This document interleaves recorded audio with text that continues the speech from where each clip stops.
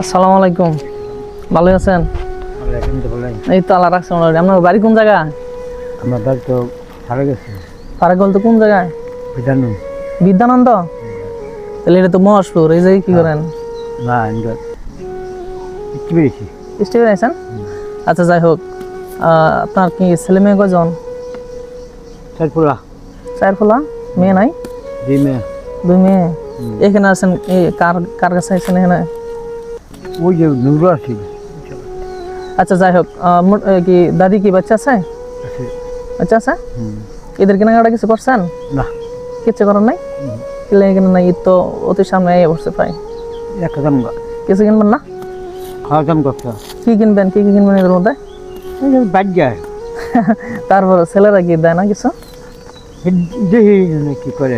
না, এমনিতেই তো আপনার ঈদের মধ্যে কিছু দেয় নাকি? না, কিছু দেয় না? চার ছেলের মধ্যে কেউ দেয় না? না, একটা দাম পারি। ও, এটা তো খুবই দুঃখের বিষয়। আচ্ছা, ঠিক আছে, এখন সামনে তো ঈদ, বুঝছেন, কিছু কেনাকাটা করার নাই। না, এখন বিষয় হচ্ছে, আমার কাছে একটা জিনিস আছে, আমি আপনার উপহার এসে দিতে পারছি। ঠিক আছে, এটা আপনি রাখবেন আশা করি। আপনার জন্য সুন্দর একটা পাঞ্জাবি। ঠিক আছে, সামনে ঈদ, অবশ্যই এটা মাঠে পরে দেবেন। লন, এটা হাতে লন। আর একটা আছে লুঙ্গি, এটা জাস্ট আপনার উপহার হিসেবে দিলাম। বয়স তো অনেক হয়েছে না? হ্যাঁ, সামনে ভালো দেখছি। এটাই, এটা আশা করি যে আপনার ভালো লাগবে, এবং এগুলো মোটামুটি মানে কোয়ালিটিফুল জিনিস। ঠিক আছে, এগুলো পয়রা ইনশাল্লাহ আপনি ঈদের মাঠে যাবেন। আর এগুলা দিছে কাপড় ব্যবসায়ী, নাম হচ্ছে সোহাগ মিয়া।